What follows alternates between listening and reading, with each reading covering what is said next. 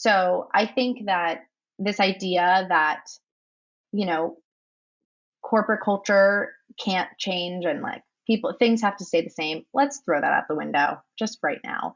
And essentially what I think companies can do is figure out, and I think a lot of companies did do this during the pandemic, and I commend them for that. Figure out what are the values that we really believe in, and really tuning into what are those values? How are we exemplifying and living those values?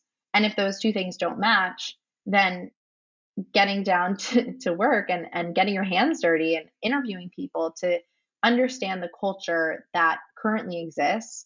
And then based on that and understanding where people are trying to go in their careers and their professional lives and how they want to see things change, using that information to then say, hey, this is the culture that we're trying to create. And then trying to attract people to that vision, right?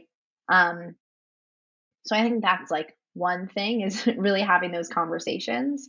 And also always educating yourself on what other companies are doing, paying attention to that. And, for example, I talk about being a cultural investigator in your everyday life. And I say it, not just for talent, right? To understand, oh, like what kind of culture does Amex have versus Amazon versus all these different companies versus a startup, and always be talking to your friends about it.